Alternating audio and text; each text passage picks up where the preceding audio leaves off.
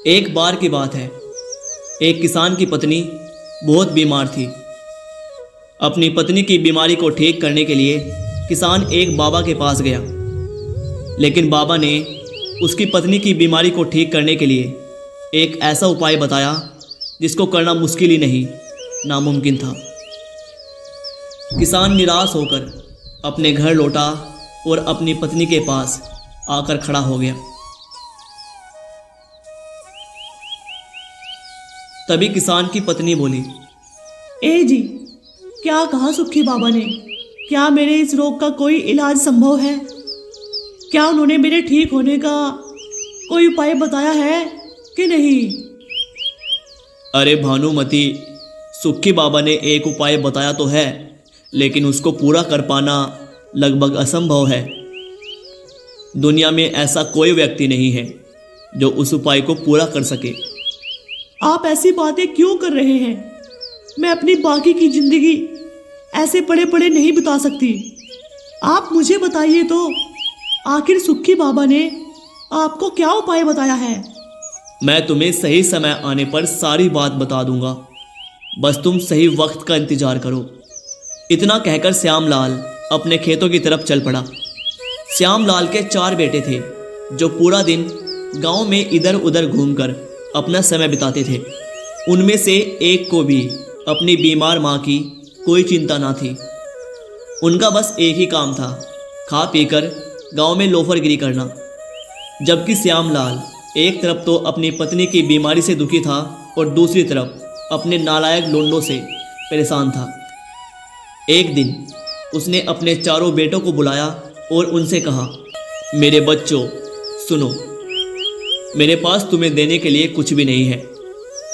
अब तुम बड़े हो चुके हो। अब तुम्हें इस दीन दुनिया को खुद ही समझना पड़ेगा। अपना काम धंधा चुनो और अपनी किस्मत आजमाओ। पर पिताजी, हमें किसी व्यवसाय और कला का कोई ज्ञान नहीं है। हम घर से दूर जाकर क्या करेंगे? यही तो वो सवाल है जिसका जवाब ढूंढने की तुमको ज़रूरत है। तुम्हें जाना होगा ये जानने के लिए कि तुम किस काम को करने के योग्य हो। लेकिन पिताजी, हम तो अपने दम पर कभी इस गांव से भी बाहर नहीं गए। मेरे बच्चों, कुछ भी खराब नहीं होगा। मैं नहीं चाहता कि तुम भी मेरी तरह खेती मजदूरी करके अपनी ज़िंदगी बिताओ। इस काम से तुम ज़्यादा नहीं कमा पाओगे, इसलिए जाओ और अपने लिए कोई फ़ायदेमंद काम ढूंढो। ठीक है पिताजी, अगर आप यही चाहते हैं तो हम अवश्य ही जाएंगे। चारों भाइयों ने अपने पिता का आशीर्वाद लिया और निकल पड़े। कुछ दूर जंगल में जाने के बाद उन्हें 4 रास्ते दिखाई दिए जो अलग अलग दिशाओं में जा रहे थे। वहाँ रुककर सबसे बड़े भाई संजय ने उन सब से कहा, मेरे ख्याल से हम सबको इनमें से एक एक रास्ता चुन लेना चाहिए और फिर 4 साल बाद हम इसी जगह पर आकर मिलेंगे। चारों भाइयों ने अपना अपना रास्ता चुना और उस पर चल दिए। जब संजय अपने रास्ते पर काफी दूर निकल गया तो उसे उसके रास्ते पर एक आदमी मिला। अरे भाई, ये रास्ता तो बहुत ही खतरनाक है। तुम यहाँ से कहाँ जा रहे हो? मैं काम की तलाश में निकला हूँ। मैं कोई काम सीखना चाहता हूँ, किसी भी तरह का काम जिससे मैं अपनी जीविका चला सकूँ। तो तुम मेरे साथ आओ, मैं तुम्हें दुनिया का सबसे शातिर चोर बना दूंगा। नहीं नहीं, मैं ईमानदारी से कमाना चाहता हूँ, चोरी चकारी से नहीं। मैं ऐसा कोई भी काम करना नहीं चाहता जिसकी वजह से मुझे जेल जाना पड़े। देखो भाई, तुमको जेल जाने को कौन कह रहा है? चोरी की कला सीखो और उसे भलाई के कामों में इस्तेमाल करो। संजय सोचने लगा कि किसी काम को सीखने में कोई बुराई नहीं है। संजय उसके साथ जाने के लिए तैयार हो जाता है और उसके साथ चल पड़ता है। वो संजय को चोरी की कला में इतना काबिल बना देता है कि अब संजय जो भी चाहे उसको आसानी से चुरा सकता था। और दूसरी तरफ गोपाल चलते चलते एक ऐसी जगह पहुंच गया जहां पर एक नदी बह रही थी और उस पूरे इलाके में बस एक ही घर था और मीलों तक आसपास कुछ न था। उसे नदी के किनारे एक आदमी दिखाई देता है जो अपने हाथ में कोई मशीन पकड़े हुए था और उसे अपनी आंखों पर लगाकर ऊपर की ओर देख रहा था।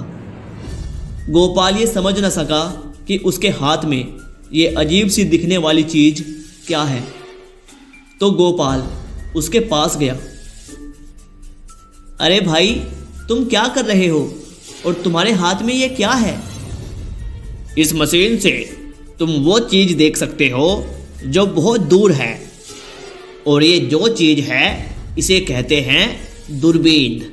ये चीज तो बड़ी दिलचस्प लगती है, क्या आप मुझे इसका इस्तेमाल करना सिखा सकते हो? अरे पुत्र, अगर तुम इसका इस्तेमाल करना दिल से सीखना चाहते हो तो मैं तुम्हें इसका इस्तेमाल करना जरूर सिखाऊंगा। गोपाल उस आदमी के साथ रहने लगता है और वह आदमी गोपाल को दूरबीन इस्तेमाल करने की कला सिखाने लगता है, और कुछ ही महीनों में गोपाल दूरबीन का इस्तेमाल करने में काफ़ी माहिर हो जाता है। तुमने बहुत अच्छे से सीखा है पुत्र, अगर तुम जाना चाहते हो तो जा सकते हो। हाँ गुरुजी, अब मुझे सीखते सीखते पूरा 1 साल गुजर चुका है, अब मुझे जाना चाहिए। इसी बीच तीसरा भाई एक शिकारी से मिलता है जो उसी के साथ उसी के घर में रहता है और उससे शिकार करने का हुनर सीखता है। शिवा, बहुत दिन हो चुके हैं तुम मेरे साथ यहाँ अच्छे से अभ्यास कर रहे हो, लेकिन अब हमें जंगल में जाकर अभ्यास करना चाहिए। देखते हैं तुम चलते हुए लक्ष्य को भेद सकते हो या नहीं। दोनों जंगल में पहुंच जाते हैं जहां शिकारी शिवा को सिखाता है कि कैसे भागते हुए लक्ष्य को भेदते हैं। शिकारी का बाण लक्ष्य पर लगता है और उसे मार गिराता है। शिवा, अब तुम्हारी बारी, चलो अब तुम निशाना लगाओ। शिवा तीर कमान उठाता है और एक उड़ती हुई चिड़िया पर निशाना लगाता है, लेकिन शिवा उसे भेद नहीं पाता है, वो चूक जाता है। शिवा, तुम्हें अभी भी अभ्यास की जरूरत है। अब हम रोज जंगल में अभ्यास के लिए आएंगे। शिकारी शिवा को रोज जंगल में अभ्यास कराने के लिए लाता था। अब शिवा इतना माहिर हो चुका था कि वो आंख बंद करके भी अपने लक्ष्य को भेद सकता था। शाबाश शिवा, अब तुम्हारा निशाना बहुत पक्का हो चुका है। तुमने इस कला का हर एक पहलू सीख लिया है। धन्यवाद गुरुजी, केवल आप ही के कारण मैं तीरबाजी में इतना काबिल बन पाया हूँ। अब मैं घर जाना चाहता हूँ गुरुजी, ताकि मैं अपने घर जाकर अपने माता पिता की कुछ मदद कर पाऊँ। यकीनन तुम जा सकते हो, और अपने साथ ये धनुष भी ले जाओ, ये तुम्हारे काम आ सकते हैं।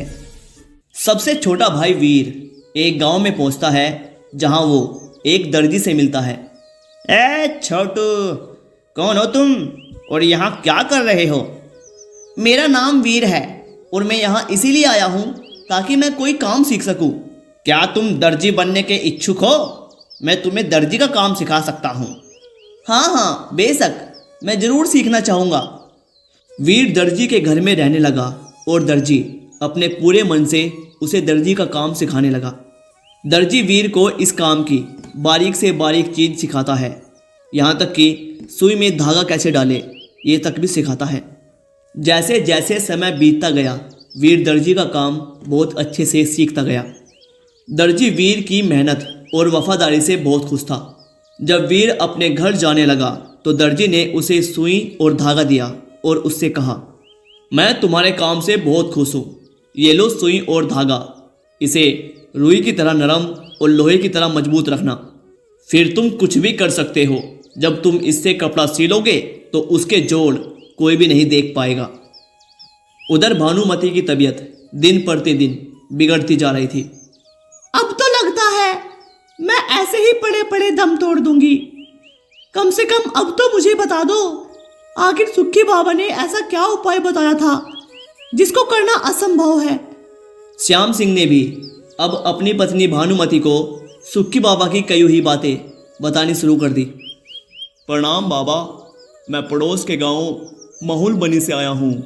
मेरी पत्नी बहुत लंबे समय से बीमार है बहुत सारे वैद्य हकीम उनका इलाज कर चुके हैं, लेकिन उनकी हालत में अब तक कोई सुधार नहीं आया है।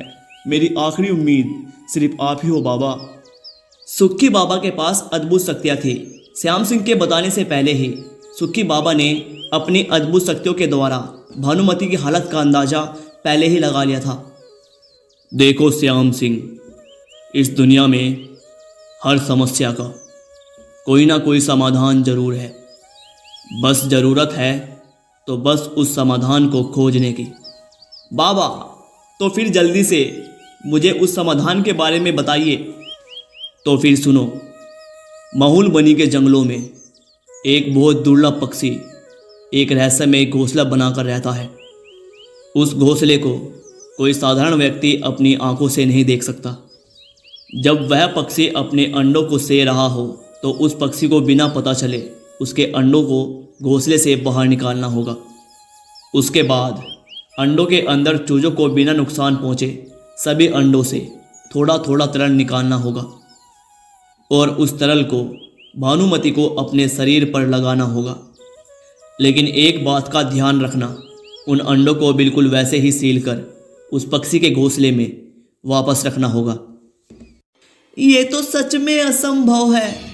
अंडे से तरल निकालने के लिए पहले उसे तोड़ना होगा और अंडे को तोड़ने के बाद उसे पहले जैसे ही जोड़ना बिल्कुल असंभव है। अब तो मेरे इलाज का कोई रास्ता नहीं है।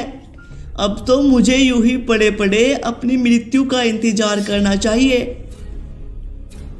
उधर चारों भाई उसी स्थान पर मिले जहाँ पर उन्होंने 4 साल पहले मिलने का वादा किया था। वहाँ से मिलने के बाद वो वापस अपने घर गए। घर जाने के बाद उन्होंने अपने पिता को बताया कि उन्होंने क्या क्या सीखा है। तभी उनके पिता ने उनसे कहा, किसी भी सीख का पता तब तक नहीं चलता जब तक उसकी परीक्षा न ली जाए। तुम्हें अपने आप को साबित करने के लिए परीक्षा देनी होगी।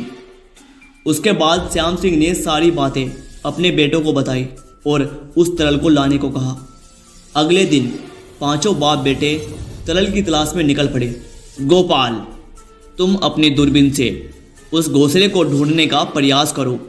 इतना सुनते ही गोपाल अपनी दूरबीन से घोंसला ढूंढने का प्रयास करने लगता है और ढूंढते ढूंढते उसे एक पेड़ पर घोंसला मिल भी जाता है।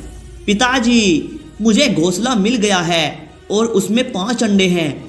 संजय, जाओ, अब तुम्हारी बारी। उन अंडों को चुरा कर लाओ, लेकिन ध्यान रहे उस पक्षी को बिल्कुल भी पता नहीं लगना चाहिए। संजय पेड़ पर चढ़ा और अपनी चोरी की कला से उन अंडों को चुरा कर ले आया बिना पक्षी को पता चले। किसान ने वो अंडे एक जगह पर रखे और अपने बेटे शिवा से कहा, चारों अंडों को एक साथ एक ही तीर से 2 भागों में काटो, लेकिन ध्यान रहे अंडों के अंदर चूजों को कोई नुकसान नहीं पहुंचना चाहिए। संजय ने अपना तीर कमान उठाया और एक ही तीर से सभी अंडों को 2 भागों में बांट दिया बिना चूजों को नुकसान पहुंचाए। ये देखकर किसान बहुत खुश हुआ। उसने तरल इकट्ठा किया और अपने छोटे बेटे वीर से कहा, अब सबसे अहम काम तुम्हारा है। अब तुम इन अंडों को बिल्कुल पहले जैसे ही सील दो। ध्यान रहे यहाँ गलती की कोई गुंजाइश नहीं। वीर ने अपनी सुई निकाली और हर एक अंडे को बिल्कुल वैसे ही सील दिया और उसके बाद संजय ने अंडों को बिल्कुल वैसे ही घोंसले में रख दिया। ये काम इतने शातिर तरीके से हुआ कि पक्षी को ये पता तक नहीं चला कि उसके अंडे कुछ देर के लिए उसके घोंसले से गायब हुए थे। पांचों बाप बेटों ने वह तरल भानुमति को जाकर दे दिया। उसने वो तरल अपने शरीर पर लगाया और उसके लगाते ही भानुमति एकदम स्वस्थ हो गई। और इसी के साथ ये कहानी भी यहीं पर ख़त्म हो जाती है। अगर आपको कहानी पसंद आई है तो वीडियो को लाइक किए बिना मत जाना और ऐसे ही कहानियों के लिए चैनल को सब्सक्राइब करना मत भूलना। मिलते हैं अगली कहानी में, तब तक के लिए बहुत बहुत धन्यवाद।